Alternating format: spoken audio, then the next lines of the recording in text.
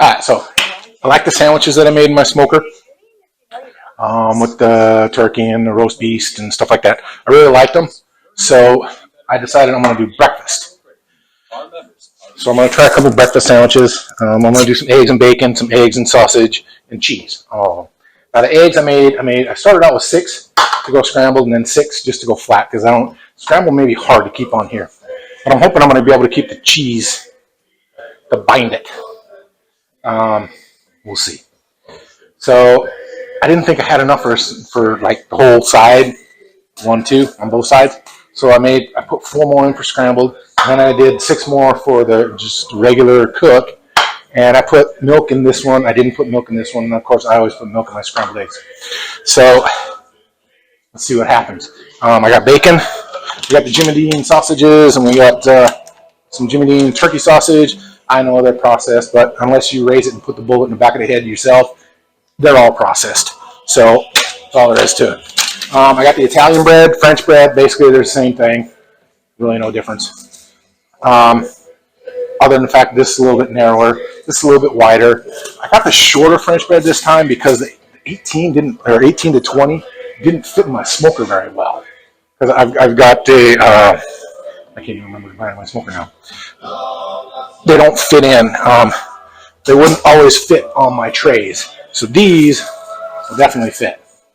So I can make these. I can probably do these even this way if I need to. I'm not going to make that many, but I'm probably going to make a couple more regular sandwiches, especially the salami. My wife really likes the salami. I got all my cheeses here. I got some Munster. I got the shredded cheese. The shredded cheese is what I'm going to use. I'm going to try to put it on the bottom so I can kind of hopefully bind the scrambled eggs. And then I'm going to put one of the flat cheeses on top. You'll see in a bit. You'll see when I get to it. But I got my smoker warming up to 350 out there right now. So let me put all this stuff together and through the magic of editing. All right, we're back. I got a lot more sandwiches than I thought. Eggs a little farther than I thought, which, okay, like I said, it's a learning experience. My first time with this. I got some sausage and bacon. I don't even know what cheeses are on here. I really don't. I did make the one here. The one here for my wife, which is the salami. She likes that. She likes the mozzarella, and I put this Italian blend on it too. Also on the eggs, when I put them in, I had this SPG, salt, pepper, and garlic from Suckle Busters, Best in Texas. So if you want to pause and see that, that's what it is. I put that on all the eggs. So I do have plenty of eggs. When I make this stuff, I put it on my shelf. And then I put that on a piece of parchment paper, so whatever is here. It's really easier to clean up. I had a lot of overflow because the sausage and the bacon and all this stuff. I crumbled up the bacon. I got this thing off of QVC or HSN or something. A little handmade chopper. It is great. Love this thing. So I put some bacon in there, zipped it up, and got it taken care of. Take this off so it doesn't get on the mic. I made a bunch of sandwiches. I made 8. I've never made 4 levels before. I've only done 2 in my smoker. So when I rotate partway through, and so I'm probably going to put bottom and top, and then the middle 2 I'm just going to shift. I saw somewhere where a guy said that the heat varies on the smoker, the front, the sides, the back. It's a little different. So about halfway through, I pull them out, I rotate them, and then I change levels. It's been working. So, but also on the parchment paper, I got a whole bunch of overflow. So that's right here. And I got a little bit of egg left, a little bit of the regular egg left. I heat this stuff up and see what happens. What the heck? I got a whole bunch of bacon left. Gave the dogs a little bit of sausage. They ain't getting no bacon. When I'm making the ones with bacon, I'm generous because, like anybody that knows me, how do you know when you've had too much bacon? Yeah, I don't have too much bacon. It's impossible. It's a trick question. Doesn't happen. I also melted butter, and I put it on the back sides of all the bread, on the bottom side. I didn't put any on the top. Most of these are a level of cheese slices. Then the meat, or the eggs in the meat. This is the meat. And then shredded cheese. I put shredded cheese. With the scrambled eggs, I put shredded cheese on the bottom.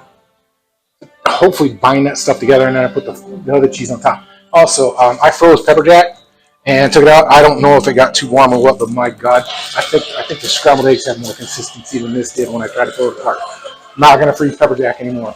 I'll put it in the fridge. Maybe it'll make a difference. I don't know. Outside of that, I put them in for about. I got this down at 350. It's about 28 minutes. So I'll put them in for about 14 minutes. Then I'll do the rotation in the switch and rotate them around. And I'll put it in for another 14. Makes this so nice and crisp. You'll see when we're done. I'll do a test afterward. The other thing I found out that when you reheat these, if you reheat them in a microwave, the bread is soft. Reheat them in an air fryer and put them on air fry for about 12 minutes. It kind of brings back a little bit of the crunch. Stuff I'll try. I love these sandwiches. They're so easy to make.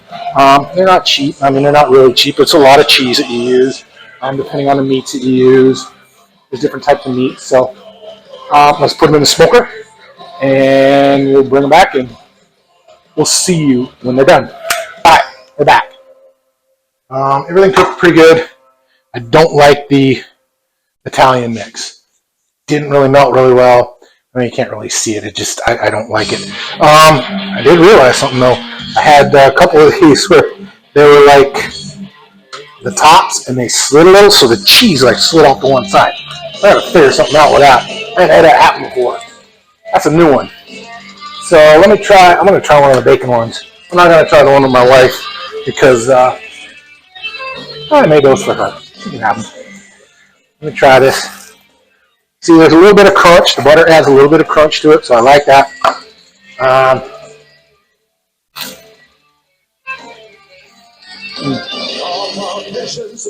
the cheese is melted. Perfect. Oh my goodness. Oh, hint of smoke. Here's a little bit of another tip. These things, if you really want a little bit of the smoke come through, the next day. Next day, the smoke comes through really big. And it's good. It's really good. Eating some of the drippings here. But the salami one came out really good. Everything came out good. It's just I don't like the way this cheese, the Italian blend, it didn't melt. Not really good anyway. I mean, it melted, but not impressed. And again, I've got some of these here. I got to kind of like push it back up because the bread isn't flat, so it slid. But again, if you do this and you want to reheat them in like an air fryer or maybe even the oven. Get a little bit of crispness back in a little bit of crunch back in the bread. I put them in for 14 minutes. Rotated them up and down, around, all that stuff. I don't know if it makes a difference, but it's a technique. If you don't want to do it, don't do it.